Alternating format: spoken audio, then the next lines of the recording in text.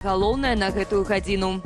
Былы пробач сталічнага чырвонага касцёлу ксёндз эмерыт Уладзіслаў Завальнюк упершыню публічна распавёў пра прычыны свайго звальнення крыху больш чым год таму. На пенсию отправили меня по приказу свыше, але не папы. Отстранили, отлучили меня от алтаря, служения святой мши и костёла в душпастерстве. Уладзіслаў Завальнюк быў пробышчам парафіі святых Сымона і Алены ў Менску з 1990 года, калі касцёл быў вернуты вернікам. Як афіцыйна паведаміў летась Ketli.by, ксяндза звольнілі на ягоную ж просьбу ў сувязі з дасягненнем 75-гадовага ўзросту. Чырвоны касцёл адабралі ў вернікаў праз падазроны пажар у сакрыстыі ў верасні 2022. Пасля ўлады абвясцілі, што пайшлі на такую захаду дзеля правядзення рамонту. Рэстаўрацыю аднаго з сімвалаў беларускай сталіцы пачалі сёлета ў чэрвені і плануюць скончыць у студзені 2027 года, паведаміў тэлеграм-канал Ketli.by. Магілёвец патануў у Дняпры. Чарговая трагедыя на вадзе адбылася ў Магілёве. Мясцовы жыхар узяўся пераплыць Дняпро, аднак так і не дабраўся да берагу. Здарэнне адбылося ў дзень 2 жніўня. На месца аператыўна прыехалі ратаўнікі і вадалазы Міністэрства надзвычайных сітуацыяў. Аднак уратаваць магілёўца не паспелі. Ягонае цела без прыкметаў жыцця даставілі з глыбіні каля 1 метра. Тым часам у Дзвіне ў Верхнядзвінскім раёне працягваюцца пошукі мужчыны 1984 года нараджэння. Ён знік днямі каля вёскі Баліны пры купанні. Меркавана яго знесла рачной плынню. У Сочы дроны атакавалі нафтабазу. На месцы ўспыхнуў моцны пажар. Атаку на базу Роснефть Кубанефть прадукт пацвердзілі мясцовыя ўлады, ды заявілі, што там загарэўся рэзервуар з палівам. У сувязі з выбухам на некалькі гадзінаў закрывалі сочынскі аэрапорт непадалёк аб'екту. Цікава, што мясцовая моладзь дронаў не спужалася, ды здымала селфі на фоне пажару. Тым часам ва ўкраіне ракетны удар зазнаў Мікалаеў. 7 цывільных атрымалі раненні. Пашкоджана 35 прыватных і шматпавярховых дамоў, аўта, аддзяленне паштовай сувязі і будаўнічая крама. Беларус, які ваяваў ва ўкраіне на баку Расіі, трапіў у палон, запісаў відэазварот да Лукашэнкі. У ім мужчына называе сябе вайскоўцам беларускай арміі і просіць паспрыяць ягонаму вяртанню ў Беларусь. Відэа апублікаваў у сваім тэлеграм-канале украінскі журналіст Юрый Бутусаў. Нас отправили на учение в Россию. Получилось так, что дали автомат и отправили на реальную войну. По ходу всех действий наш взвод разгромили, а я попал в плен. Поэтому очень прошу президента Беларуси Александру Лукашенко посодействовать о моем возвращении. Цяпер ва ўкраінскім палоне разам з 50-гадовым Станіславам Бялькевічам, паводле інфармацыі медыў, застаюцца прынамсі 11 беларусаў, якія ваявалі на баку Расіі. Ці сапраўды прэзідэнт США Дональд Трамп у адказ на пагрозы былога прэзідэнта Расіі Дмітрыя Мядзведзева размясціў ядравыя падводныя лодкі і ў якіх рэгіёнах? Сваімі думкамі на гэты конт у каментары Белсату падзяліўся кандыдат палітычных навук Станіслаў Жыхалёўскі.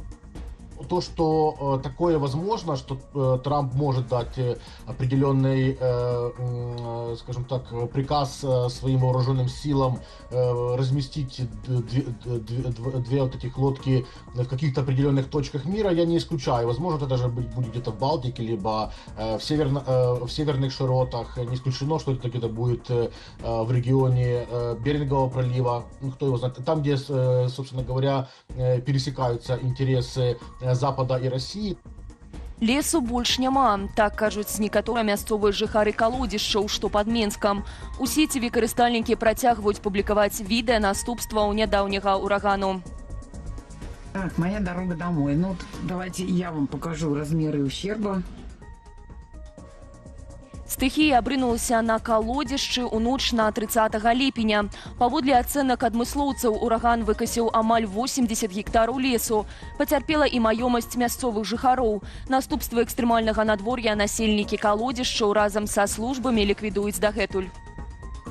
Дажджы і рэзкія ваганні тэмпературы чакаюць беларусаў амаль штодня з 4 да 10 жніўня. Такі прагноз на тыдзень агучыў сіноптык Дмітрый Рабаў.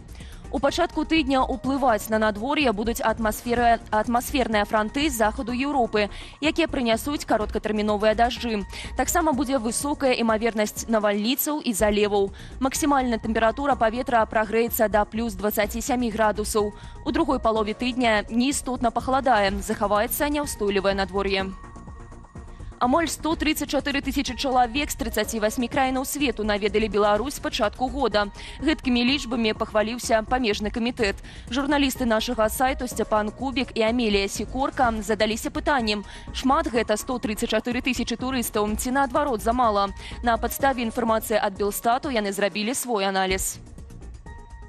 Замежных турыстаў у Беларусі стала болей, калі параўноўваць 2024 з 2000 годам. Але нашых журналістаў цікавіла іншае. Ці змянілася колькасць замежных турыстаў на фоне ковіду, рэпрэсіяў і вайны ва ўкраіне? Аўтары артыкулу параўналі паказнікі з 2024 года з апошнім спакойным 2019. І тут відаць падзенне ўсіх паказнікаў. Мы страцілі нават расейскіх турыстаў. Летась да нас прыехалі 6 мільёнаў расейцаў, а ў 2019 годзе іх было на мільён болей. Паменяла і наведнікаў з еўразвязу, нават нягледзячы на праграму бязвізу. Напрыклад, турыстаў з Літвы і Польшчы стала ў 10 разоў меней. Што датычыць турызму з Беларусі ў іншыя краіны? Нашыя суайчыннікі сталі выязджаць у 2 разы радзей. І калі раней большасць ехала ў краіны еўразвязу, то цяпер прыкладна зраўнялася колькасць тых, хто адпачывае ў краінах СНД і Еўропы. Больш статыстычных звестак датычных беларускага турызму глядзіце на нашым сайце belsat.eu.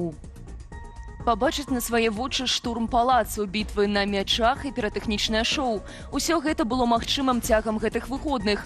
У Мсціславе адбыўся традыцыйны рыцарскі фэст. Какой-нибудь приз на турнире, не просто победа, а целый замок, почти целый город.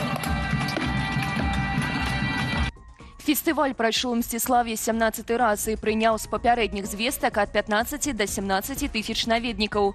Рыцарскі фэст пазіцыянуе сябе як сямейная падзея. Для дзяцей сёлета працавалі атракцыёны ды аніматары.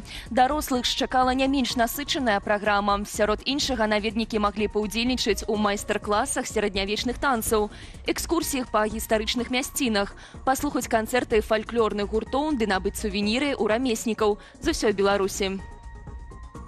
У Азіі прыдумалі, як можна сабраць дзікі мёд. Пры дапамозе гэтага метаду ўдаецца разагнаць усіх пчолаў і цалкам бяспечна зняць ласунак з дрэва. Відэа азіяцкай тэхналогіі можна пабачыць у нашым тэлеграм-канале.